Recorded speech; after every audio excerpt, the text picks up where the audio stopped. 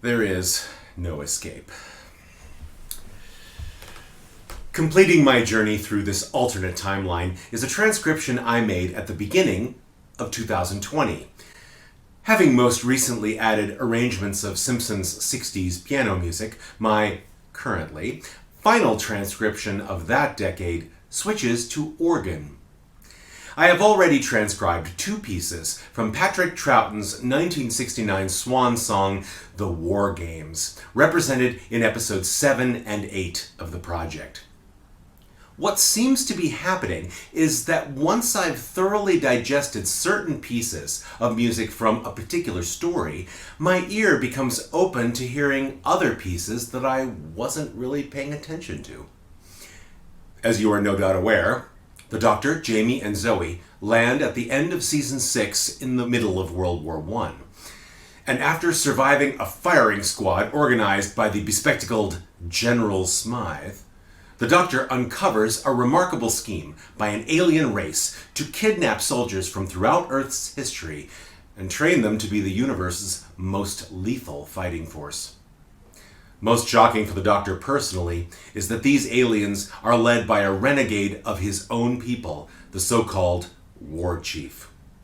Despite his organizing resistance fighters from various time zones, and because the aliens' scheme is so extensive and the dimensions of their temporal abductions so widespread, the Doctor is forced to ask for help and, through mental communication, contacts his own people. Nevertheless, the Doctor is a renegade too, and he tries to outrun their omnipotent powers by escaping in the TARDIS with his companions. Within sight of the time machine, they can feel the mental force holding them back, and as the TARDIS key in the lock slips from the Doctor's hands, it seems there is no resisting the awesome power of the Time Lords.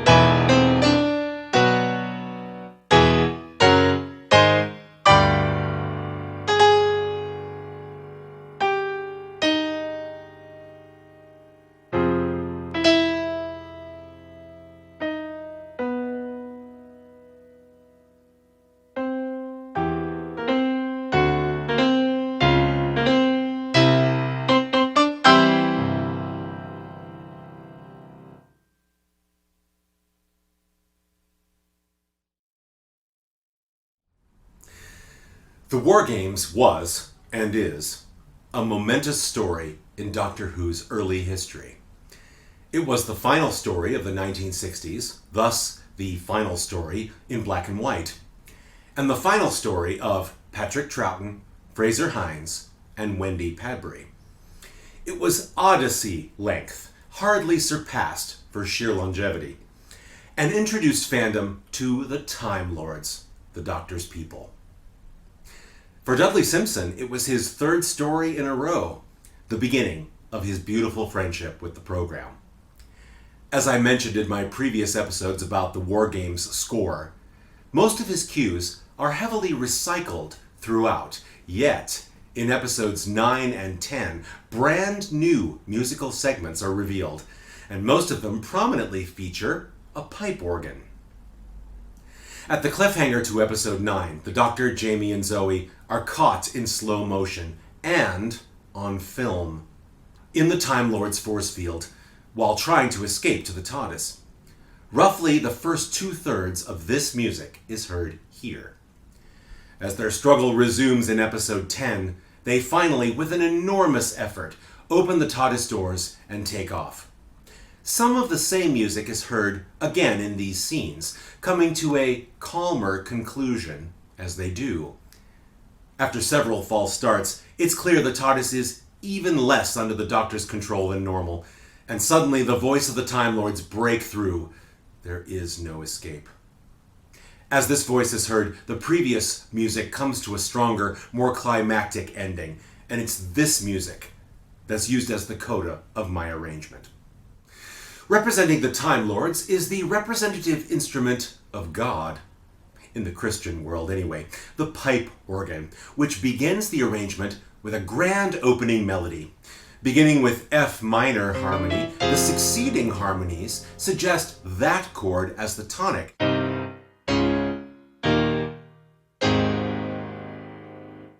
But soon, we discover the fickleness of the gods when this phrase resolves on a surprise A minor. As this chord surrounds us, as well as our heroes, the responsory solo comes from the brass with support from a vibraphone. Beginning on F sharp, the major sixth, the sound resolves through the minor sixth to another favorite dissonance of Simpson's, the major third C sharp, above the insistent A minor harmony containing C naturals. Incidentally, this initial phrase is heard again by itself in episode 10, introducing scenes at the Warlord's and the Doctor's trial. Next is a series of swelling crescendo chords from the organ and the further insistence of the major third. On the fifth swell, the response resolves upwards, and the organ begins a new phrase. It seems that the Time Lords don't work by call and response, but rather by response and call. The next organ phrase begins in F sharp minor, and though the following chords do not suggest it as the tonic so readily as the F minor phrase did, the final chord resolves on E major, which is the dominant of the earlier A minor.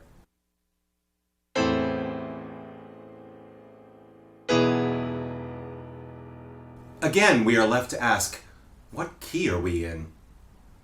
We get the same type of swelling crescendo chords in this response.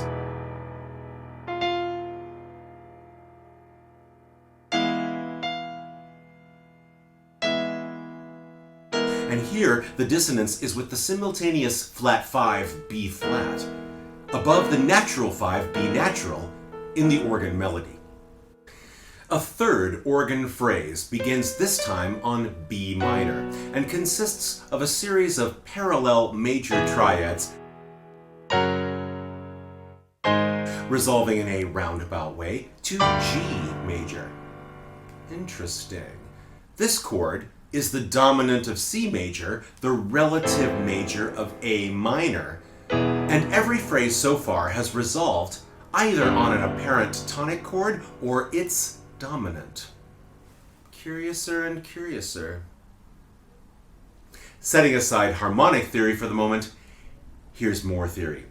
The call, or response, I've lost track, starts on the flat 9 and resolves through the root to the flat 6. After this call, yeah, I think that's the correct designation, a new organ chord appears, F minor again.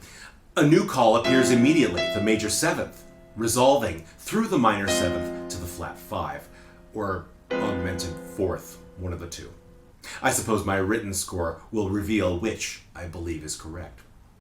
It is at this point, to reduce stress and anxiety of the sort that is now commonplace in our world today, that the following facts will now be revealed.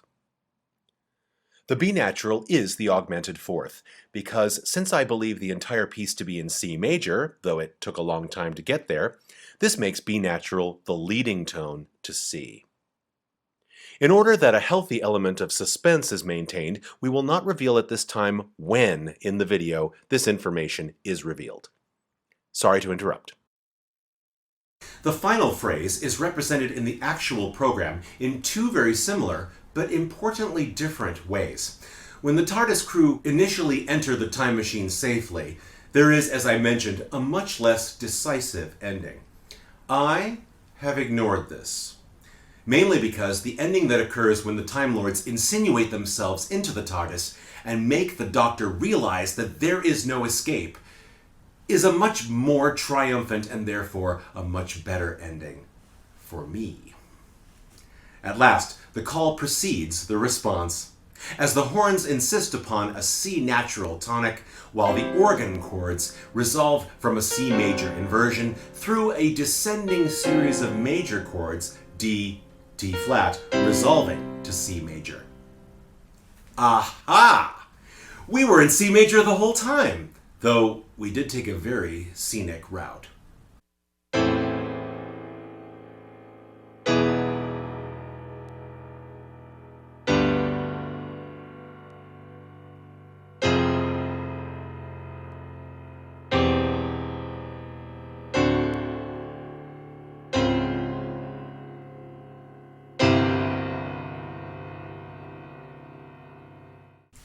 The brass concludes the melody, root, second, fifth, in C major.